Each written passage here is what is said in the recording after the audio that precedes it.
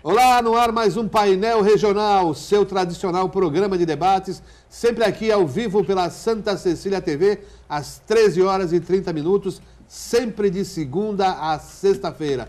Você assiste também o programa à noite, em reprise, às 20 horas aqui na emissora, ou pode assistir também pelo Santa Portal, o portal digital da Santa Cecília TV. Depois o programa fica disponibilizado lá no canal YouTube para você rever a qualquer momento. Aqui, informação, opinião e comentário com conteúdo. A presença constante de convidados especiais e comentaristas que levam a você o que há de mais interessante em termos de informações aqui da região, do estado e os temas nacionais também debatidos aqui com muita profundidade. Recebo hoje aqui o advogado Luiz Carlos Gianelli, aqui à minha esquerda, e à minha direita, o também advogado, professor, jornalista Vicente Cassione. Ali na ponta, a Vitória Aparecida, que fala para você, telespectador, internauta, como participar, como interagir aqui com um painel regional, porque você também é integrante dessa bancada de debates. Temos aqui os jornais parceiros, como o Diário do Litoral. Manchete de hoje, Lula cobra provas de acusação do Ministério Público Federal. Uma edição aqui por Gianelli, outra para o professor Vicente Cassione. Outro jornal parceiro é a Gazeta de São Paulo, do mesmo grupo do Diário do Litoral. Manchete, Lula. Provem uma corrupção minha que irei a pé ser preso. Está aí o Lula desafiando o Ministério Público Federal. Eu já vou iniciando aqui o cumprimento aos nossos convidados, como o Gianelli. Gianelli, tudo bom? Tudo bem, Heraldo. Mais uma vez é um momento de muita alegria participar do programa Painel Regional e externos cumprimentos a toda a população, ao mestre Vicente Cassione, professor, doutor, advogado e um ícone no direito, e a jornalista presente. Professor Cassione, tudo bom? Tudo bem, um abraço a você, um abraço no Gianelli, sempre carinhoso comigo, e aos caríssimos telespectadores. E como eu não gosto da derrota, e ninguém gosta, é bom ficar aqui na companhia da vitória. Sem dúvida. E com a vitória a gente também vai chegando aos telespectadores. Tudo bom, Vitória? Tudo bem, Heraldo. Boa tarde aos convidados. O telespectador pode entrar em contato aqui conosco pela página do Facebook Painel Regional ou pelo telefone nos números 3223-1120 ou 3223-7676. Muito bem. Lula se compara a Jesus Cristo. A denúncia do Ministério Público Federal serviu para acentuar ainda mais a vocação messiânica do ex-presidente Lula, que se comparou a Jesus Cristo, Tiradentes, e mencionou também os ex-presidentes da República, como Getúlio Vargas, dizendo que não vai se suicidar como fez Getúlio e também não deixará o país como fez João Goulart, o Jango. Professor Cassione, essa denúncia do Ministério Público, controvertida demais, serve realmente para acentuar esse lado mais messiânico do Lula? Você que conviveu no governo, foi vice-líder do governo, ao tempo que o Lula era presidente da República? Não, o que eu vou dizer aqui não tem nada a ver com a minha condição de ex-político, porque eu já não sou político há muito tempo. Há 3 eleições que eu estou fora e daqui para frente, enquanto estiver vivo, estarei fora das eleições. Não, mas eu digo em razão da Agora, convivência. vou falar aqui não como ex-político, não vou falar Vou falar como alguém que passou 40 anos da minha vida ensinando o pouco que eu aprendi de direito, e isso não é conversa mole, porque a gente sempre pensa que sabe mais do que sabe. Não é? E o direito é uma coisa que você, em determinados dias, pensa que não aprendeu. Porque quando você vê Suprema Corte tomar determinadas decisões e diz é a Suprema Corte, você diz assim, será que eu não aprendi isso? Ou será que eles desaprenderam? Que é a sensação que a gente tem às vezes. Eu vou falar aqui como, não vou dizer como jurista, porque não tenho essa pretensão. Vou falar como um rábula do direito, exclusivamente. aquele aparato que foi montado pelo Ministério Público Federal era, no mínimo, para, terminada a conversa, terminada a eloquente fala do fogoso Danton, como é o nome dele? Não é Danton, é outro nome parecido. Denton. Deltan. Hã? Deltan. Deltan. Quando ele terminou de falar, eu imaginei que iam colocar do lado dele já a guilhotina e o Lula já seria colocado com o pescoço e a guilhotina ia cair. Porque para fazer um aparato daquele, trazer aquela montanha daquele tamanho para a montanha parir um rato, do ponto de vista jurídico foi o que aconteceu, você imagina que aquilo tudo chegou o dia. Porque o general, porque ele foi chamado de maestro, foi chamado de comandante, foi chamado de chefe, e para surpresa minha, o chefe, que até ontem era o José Dirceu, lembra que era o Zé Dirceu era o chefe. Eu, se sou o Zé Dirceu hoje, e ainda bem que não sou, eu ia dizer, me dá a liberdade de volta, eu quero uma indenização, porque me chamaram de chefe esse tempo todo e agora encontraram o verdadeiro chefe. Aí chamam o general que comandava essa orquestra toda, o maestro, mas eu vou ficar no general. Eu não consigo entender.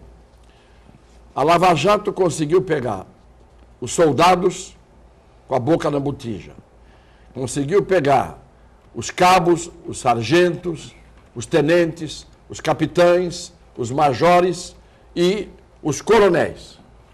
Todos com documento, conta na Suíça, nome do banco, valores, grampos telefônicos, todo o exército, do soldado raso ao coronel, todo mundo, inclusive o Cunha, nome do banco, movimentação dos cartões da mulher, valores em reais e em dólares. Aí fazem o carnaval, chegam no general e volta a história do sítio e volta a história do triplex e não há um documento, uma prova consistente. Ah, mas ainda vão investigar. Espera aí, se vão ainda investigar, façam o show pirotécnico, com slides, com discursos. PowerPoint. Façam isso na hora em que o homem estiver com água até o pescoço. Porque todo mundo, o Brasil inteiro estava esperando ali um desfecho e o que se viu A conta. foi aquilo. O que acabaram fazendo? Abriram a oportunidade para no dia seguinte o senhor Luiz Inácio Lula da Silva ir para o palanque e como os promotores fizeram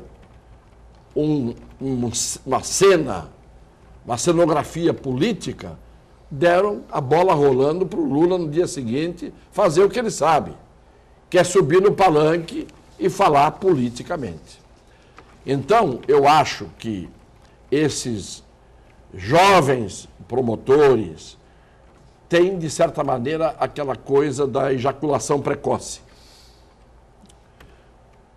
Antes de ter tudo na mão, começam a fazer o carnaval. Não é? Deram a chance para o Lula ontem virar vítima. Deram a chance para o Lula ontem falar mais de uma hora o que ele quis. Então, eu fico entristecido com o que aconteceu, porque não aconteceu nada. Isto é, eu fico entristecido com o que não aconteceu.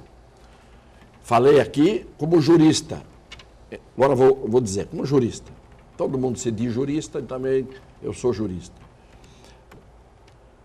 Uma denúncia é feita no papel, vai para a mão do juiz, o juiz lê, dá 10 dias para o réu se defender, volta para o juiz e o juiz diz, tem base para abrir um processo. Com aquela denúncia escrita e assinada pelo Ministério Público.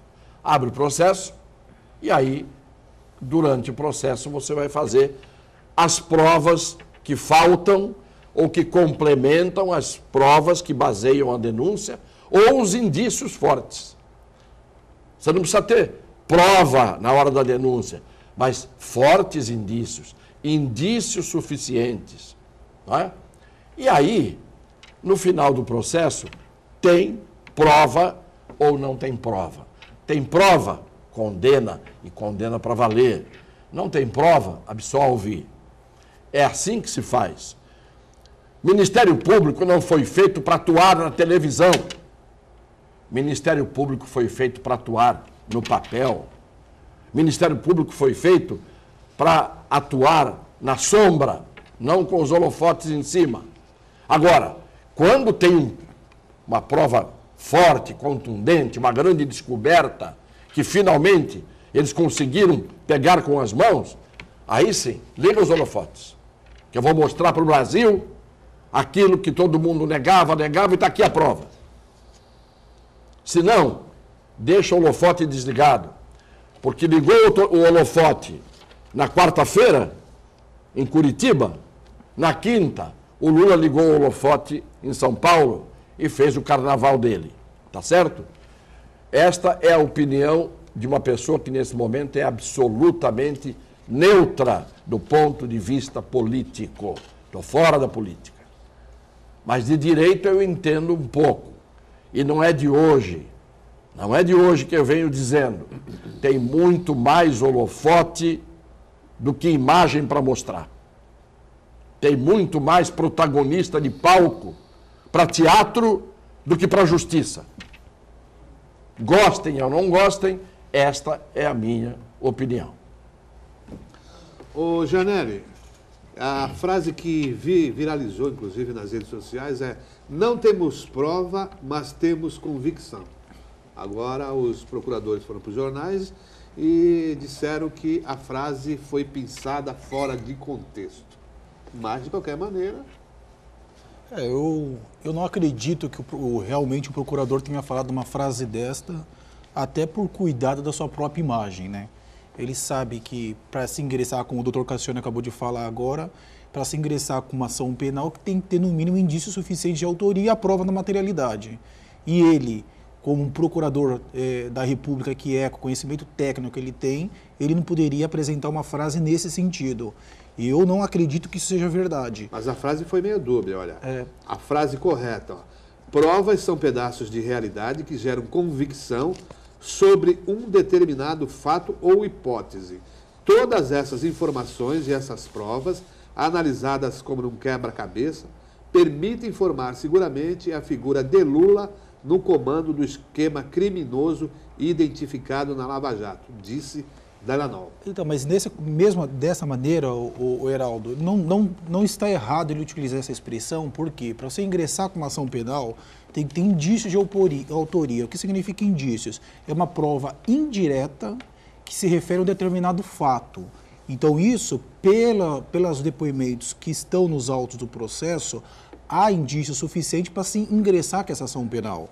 No entanto, porém, o Ministério Público, efetivamente, não só o Ministério Público, como até o próprio juiz Sérgio Moro, neste processo da Lava Jato, eles estão extrapolando as suas condições institucionais. O juiz Sérgio Moro, eu vou sair um pouco desse assunto, ele tem o hábito de falar constantemente a respeito do processo que ele está julgando, de modo a ferir a própria lei orgânica da magistratura, lei número 35, ou os procuradores da Lava Jato, eles estão com o hábito de fazer uma antecipação de um julgamento final nessa apresentação dessa denúncia, como se já condenado fosse, efetivamente, eles estão exagerando, eles estão deixando de ser pessoas técnicas atuando nesse processo para se arvorar como os grandes desbravadores da verdade. E isso é um grande problema. E em contrapartida, possibilitou ao Lula, sim, esse palanque para ele se vitimizar, esse palanque para o Lula se colocar como a grande vítima da nação. Infelizmente, algumas condutas apresentada pelos procuradores e o próprio Sérgio Moro carece muitas das vezes de um comportamento técnico um pouco melhor. Olha, eu estava na 7ª série, está corretíssimo, Gianelli, eu estava na 7ª série, naquele tempo era o 3º ano do ginásio. Exatamente.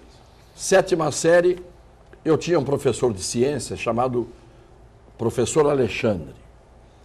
E ele até, por causa desse exemplo que ele deu em classe, ele foi despedido do colégio, porque era um colégio religioso, que era o Colégio Santista.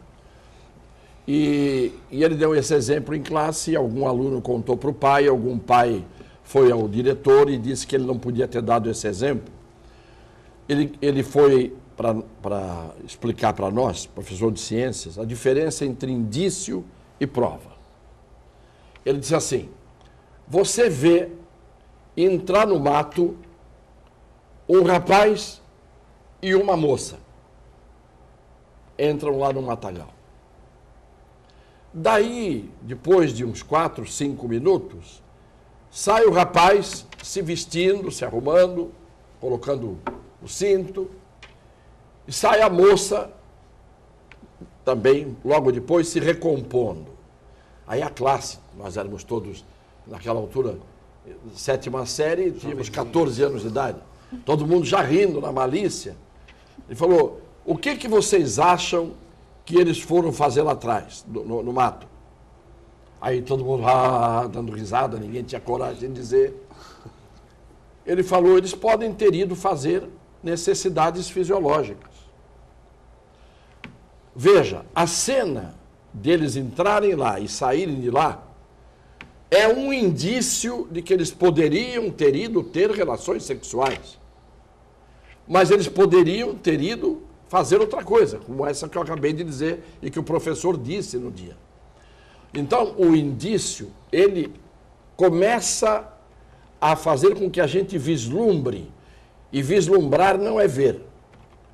Eu estou vislumbrando alguma coisa no horizonte, até que a imagem fica nítida. Quando a imagem fica nítida, é a prova. Então, você tem um sujeito que aparece ensanguentado, com as mãos ensanguentadas, com uma faca na mão, e aparece depois um cadáver esfaqueado, você vai dizer, esse sujeito matou. Quando ele, na verdade, desesperadamente, tentou socorrer a vítima que estava ensanguentada e, por isso, ele tirou a faca que estava espetada na vítima e se ensanguentou. Vejam que o indício, ele tem semelhança, muitas vezes, com a prova, mas ele não é a prova. Por quê? Porque não é a realidade. O indício é um vislumbre da realidade. Se me perguntarem, o sítio era do Lula? Eu acho que sim, não tenho dúvida. Interiormente, eu acho que sim. O triplex era do Lula? Dentro de mim, eu acho que sim. Pelas circunstâncias que envolveram a presença dele e os negócios feitos por ele, pela dona Marisa, com relação ao sítio e ao triplex. O fato é que tem que provar. E os documentos mostram que o sítio está no nome de outra pessoa. O que tem que provar? Tem que provar que esta coisa de botar no nome do outro é farsa, é o laranja. Ah, mas não dá para provar. Se não dá para provar, paciência. Você não pode condenar alguém porque o promotor tem convicção. Sim. Agora, só o problema do sítio e só o problema do triplex, isso a gente está sabendo há muito tempo, meu Deus do céu. Eu pensei que naquele dia, com aquele monte de gente reunida, com a imprensa do mundo inteiro ali, que eles iam trazer finalmente a atuação do Napoleão, do grande general, provada. Conta em tal lugar, dinheiro em tal lugar, gravações confessando. O que eles têm? Por enquanto, não nos mostraram. Se tem coisas escondidas, e vão mostrar depois, então o circo tinha que ser feito mais à frente. E aí já não seria circo. Aí seria um cenário justo para se provar algo contra quem quer que seja. Seja ele o Lula, seja ele quem quer que seja. Não é? Então eu estou claramente deixando muito aqui assentado o seguinte: eu não quero um país em que a justiça seja feita por pessoas cuja vaidade esteja acima do seu dever funcional. Eu não quero. Eu fui advogado do coronel Biratã Guimarães no caso do Carandiru. Foi o caso de maior repercussão em termos de júri na história do Brasil. No dia que eu cheguei no tribunal, eu podia entrar pela porta da frente. Havia no mínimo 100 câmeras de televisão esperando a minha chegada para o julgamento, no tribunal. Eu entrei escondido pelo fundo. Eu estava indo lá para trabalhar, para fazer uma defesa e não para fazer aquele espetáculo circense na porta do tribunal. Quando terminou o julgamento, quando ele foi absolvido, nós saímos e aí demos uma entrevista coletiva. É assim que tem que ser. Você não pode pôr o estrelismo em primeiro lugar. Você não pode olhar para o espelho, depois de pôr o melhor terno, fazer o melhor penteado e ir para a televisão do mundo inteiro, fazer uma encenação e a nação esperando. Tem que prender quem tem que ser preso, tem que provar o que tem que ser provado.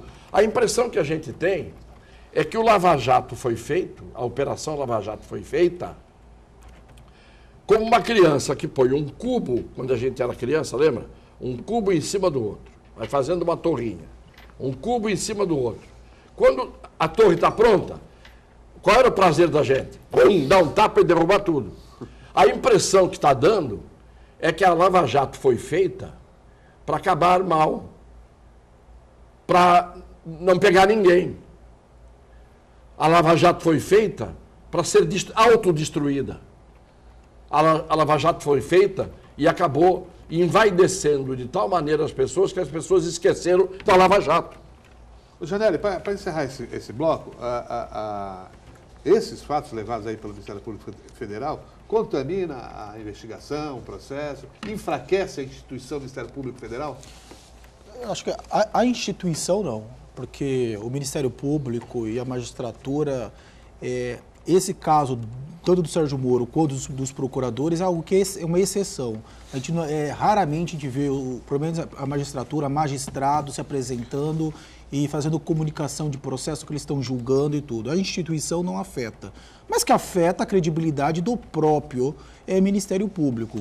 Os advogados do ex-presidente Lula já ingressaram com uma ação no Conselho Nacional do Ministério Público para que o procurador seja punido.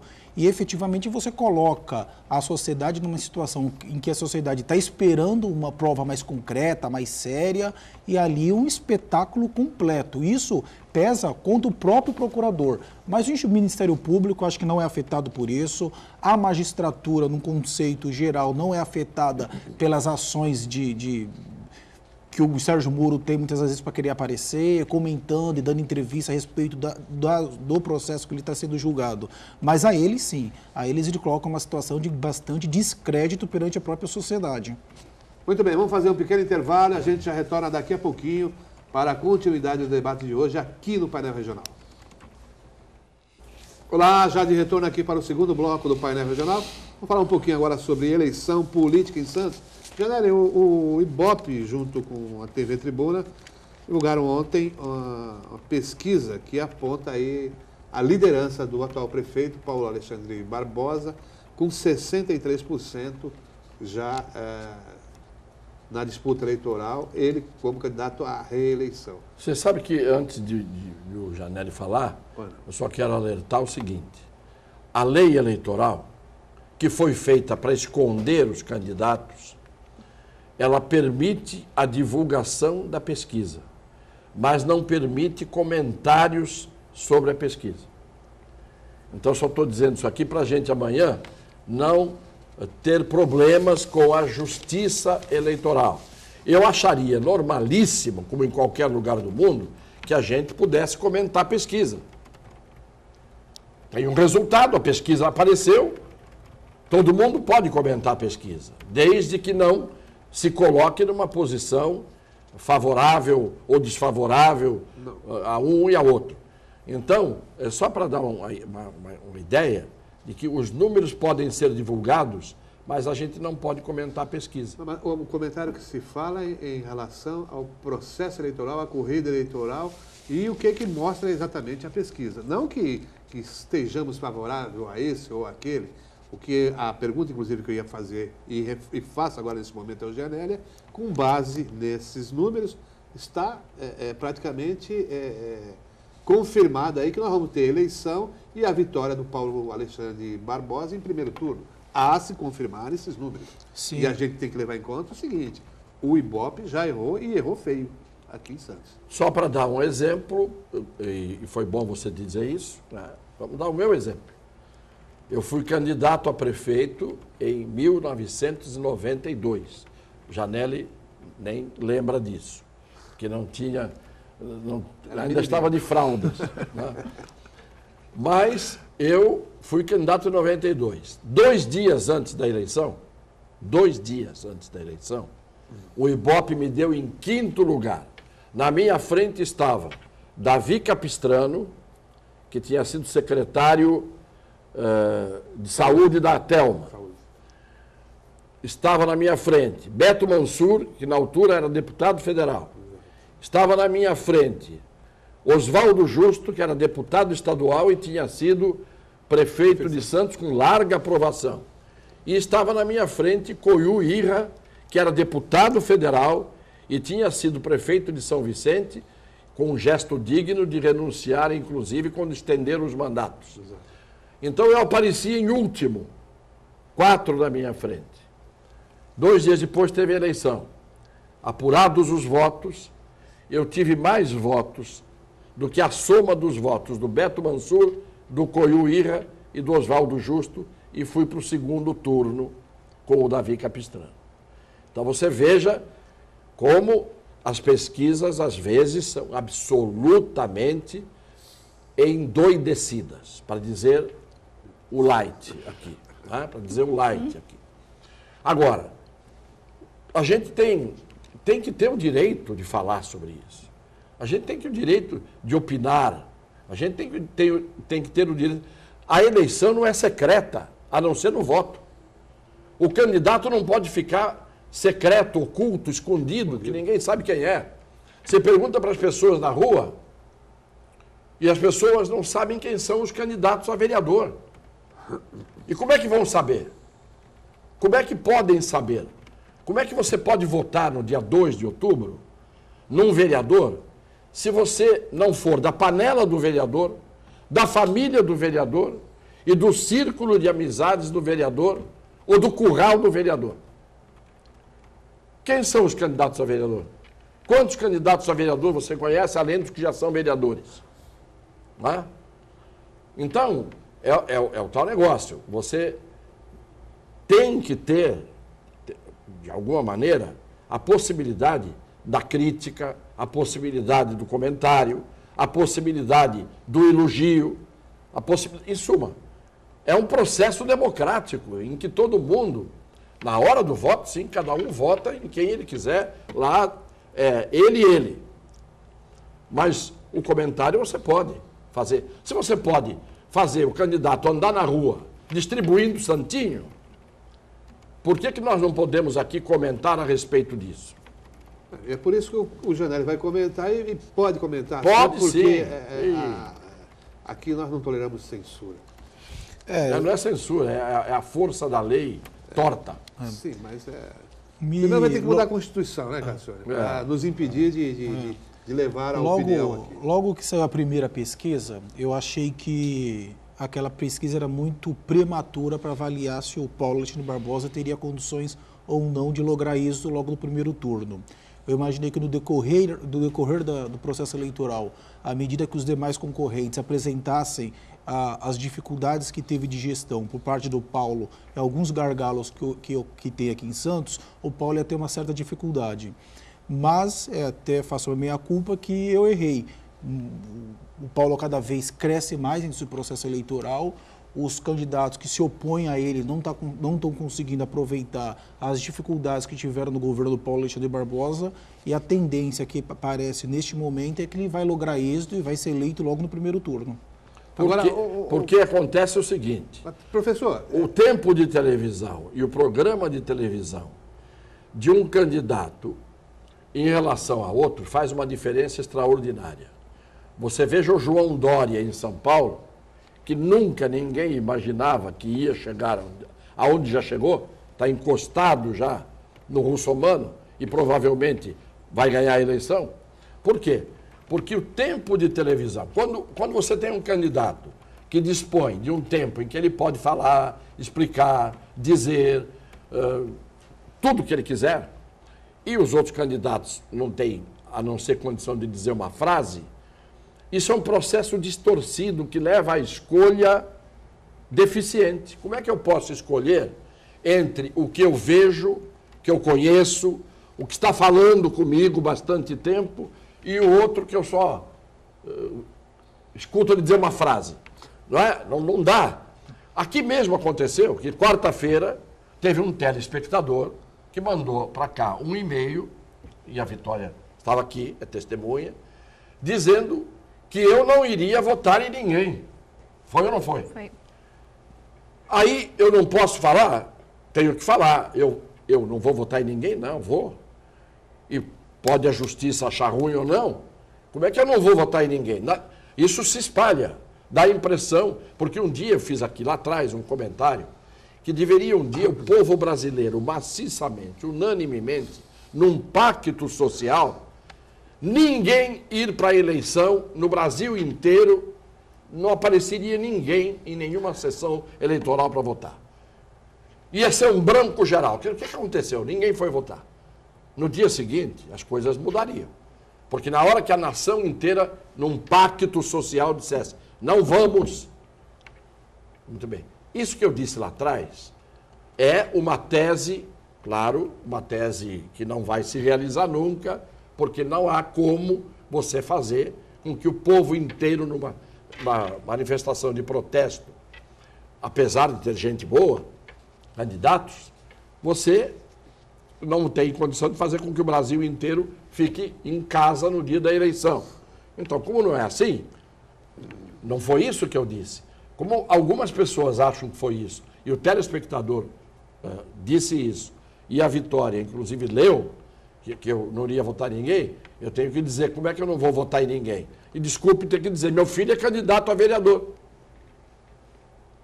Ô, Janelli, nós temos aqui o Marcos Santana, nosso comentarista aqui também do painel regional, e ele tem definido uma tese de que, na verdade, essa eleição aqui em Santos, ela, na verdade, é um referendo. Ou as pessoas aprovam ou não aprovam o Paulo Alexandre Barbosa. Aprovando, o reconduzem a mais um mandato à frente da prefeitura. É o que parece, sim. Acho que o Marcos tem razão nesse posicionamento. E todas as eleições em que o candidato majoritário está indo para uma reeleição, a tendência é um referendo. Quando o candidato não tem condições mínimas de disputar o processo eleitoral, ele acaba não disputando, como ocorre em São Vicente, em que o prefeito Billy viu que não tem condições para estar disputando o processo eleitoral e não foi. E aqui em Santos, efetivamente, até eu inicialmente achava que era muito prematuro o Marcos ter um posicionamento naquele sentido, mas o tempo mostrou que ele tinha razão. Efetivamente, até pela questão do tempo eleitoral, como bem apresentado pelo Dr. Vicente Cassione, efetivamente o Paulo ele tem uma exposição muito grande, o Paulo ele tem uma equipe de marketing, de publicidade, que sabe levar informação a toda a sociedade santista de uma maneira muito clara, ele tem uma boa linguagem corporal, uma boa oratória e tudo, e um carisma a ponto de agregar. E efetivamente, que eu estou sentindo pelas pesquisas e tudo, a tendência é que ele seja eleito no primeiro turno e seja um referendo, porque os demais candidatos não estão com o discurso a ponto de ameaçar e colocar as dificuldades que o Paulo teve de gestão à mostra para a população, de modo que a população não votasse nele e aguardasse o segundo turno para que ele pudesse ter condições de explicar melhor as suas propostas. Ô, Cassione, quando a lei eleitoral afirma... Muito bom o comentário do Janelli, muito bom. Ou diz que um dos objetivos é exatamente propiciar a igualdade de condições do candidato, nesse aspecto do tempo de televisão, ela é completamente injusta. E na medida em que aquele candidato ele consegue um arco maior de alianças, naturalmente ele vai ser favorecido por mais tempo de TV e ocorre essa... Você tem toda a razão. Por isso que eu acabei de dizer, a eleição no Brasil, de certa maneira, é uma ficção. É uma ficção. Agora querem fazer a tal cláusula de barreira, acabar com os partidos. Partido que não tiver deputado federal não vai existir, não pode existir e assim por diante. Veja que você cria um círculo vicioso. Se você não tem deputado federal, você não tem tempo de televisão. Vai ser a lei vai ser assim. Se você não tem tempo de televisão, você não vai ter deputado federal. Se você não tiver deputado federal, você não vai ter tempo de televisão. Como é que você pode fazer no tempo de hoje, em que a televisão é fundamental, como é que você pode fazer hoje uma eleição justa, equilibrada, dando ao eleitor o direito de escolher se uns têm um latifúndio, têm um tempo enorme para poder falar, e outros, o único sujeito que quebrou essa regra, que eu conheço, foi o meu nome é Enéas. Num rasgo de genialidade, e o Enéas foi deputado comigo, ele era um gênio, e não era palhaço como parecia, lá dentro foi um grande deputado e cumpriu o seu dever. Não é? Mas ele chegou num país de faz de conta, ele disse, o que adianta eu pôr a minha cara na televisão e dizer, meu número é 2. Alguém vai votar no sujeito porque o número dele é 2, ou é 5, ou é 324? Você entendeu? O que tinha que ser? Igualdade para todo mundo dizer o que tivesse para dizer. Cada um daria o que tem. O ridículo vai mostrar o seu ridículo.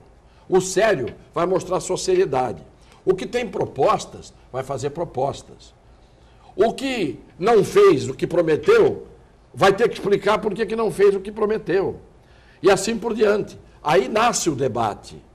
Não adianta você fazer um debate numa escola X, os candidatos vão lá e falam para meia dúzia de alunos. A população, os eleitores, são mais de 300 mil. Então você tem que ter chance de escolher e conhecer quem é quem. Quem conhece todos os candidatos a prefeito em Santos hoje? Quem conhece? O que se sabe da vida de cada um? É mais ou menos como a escolha do jurado. Né? Você vai no júri, tem lá 21 pessoas que você não sabe quem são. Você sabe o nome e a profissão, mais nada. Como é que é feito nos Estados Unidos? Olha o debate dos Estados Unidos. Viram do avesso a vida das pessoas. Tá certo?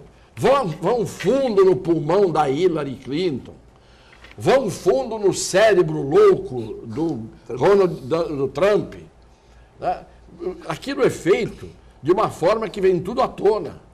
Claro que o processo é meio maluco, tão maluco que o Al Gore teve 540 mil votos a mais do que o Bush na eleição lá em 2000 e perdeu a eleição com 540, meio milhão de votos a mais do que o outro e perdeu a eleição.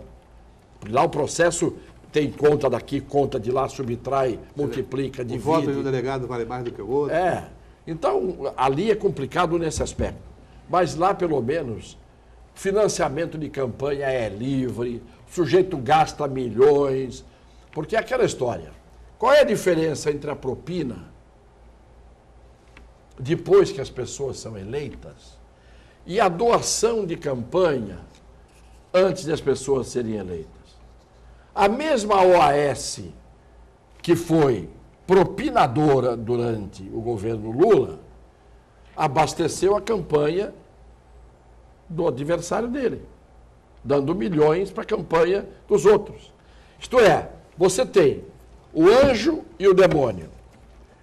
Antes da eleição, a propina vai para os dois, isto é, a doação de campanha que eu estou chamando de propina. Porque todo mundo pergunta, a troco de que uma empresa vai dar um dinheiro para uma pessoa guardar móveis? E eu digo, e a troco de que uma empresa vai dar milhões para a campanha do João, do Pedro e do Paulo? Vamos fazer mais um intervalo e a gente já retorna. Não é a mesma daqui a coisa? pouquinho. É. Olá, já de retorno aqui para o terceiro e último bloco do painel regional. A gente vai ali com a Vitória, que tem já a participação de telespectadores. Isso, o Nelson Augusto fala aqui conosco e é uma pergunta para o Cassione. Se o Temer fosse do PT, ele estaria como presidente? Bom, eu já disse aqui ao Nelson Augusto. Nelson Augusto, meu caro Nelson, eu disse aqui, não sei se você teve a oportunidade de ouvir, que na minha modestíssima opinião, eu sou uma voz, o impeachment teria que pegar o presidente e o vice-presidente da República. Por quê? Porque o sistema político brasileiro faz com que o presidente seja eleito carregando o vice. O vice não é votado. Quem é votada é a figura do presidente. Na medida em que você tem uma chapa em que o presidente é A, o vice-presidente é B, na verdade, eles são uma coisa só.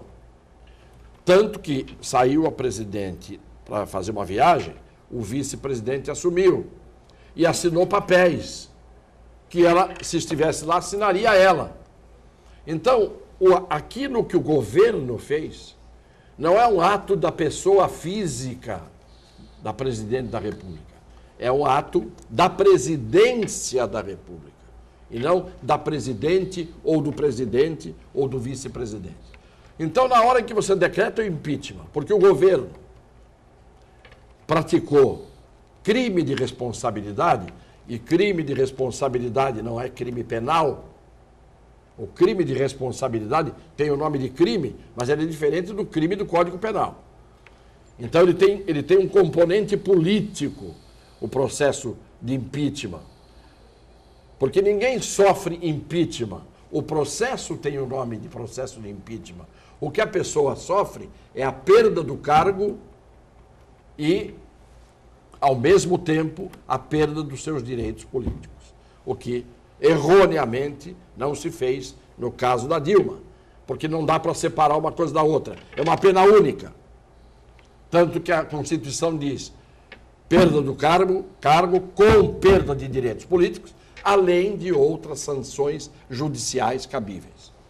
Mas eles erraram, né? O presidente Supremo errou, cometeu um equívoco que o estagiário de direito não cometeria. De qualquer maneira, na minha opinião, tinham que sair os dois. O que antigamente não era assim. Antigamente você elegia o presidente, votava no presidente e votava no vice. Então, se você pega o exemplo do Jânio Quadros, o Jânio Quadros era de um partido, concorria e o Jango era vice por outro partido. E o povo votou no Jânio e votou no Jango para vice. E o Jango e o Jânio não estavam juntos, a chapa não era Jânio-Jango. Era Jânio com não sei quem e não sei quem com Jango. Só que o povo pegou o Jânio daqui, o Jango daqui e juntou os dois. Hoje não. Então o impeachment teria que ter sido um impeachment, um processo de impeachment contra os dois. Cai um, cai o outro. E aí nós teríamos a sucessão temporária até novas eleições por aqueles que sucedem na ausência ou no impedimento do presidente da República e do vice-presidente. Respondendo mais objetivamente a pergunta, é evidente que o Temer, se está lá, é porque não é do PT. Só que até a véspera da hora em que ele rompeu com a Dilma, ele foi vice-presidente da Dilma 4 anos e mais o período de 1 ano e pouco num segundo mandato. Então ele era petista de coração, vamos dizer assim.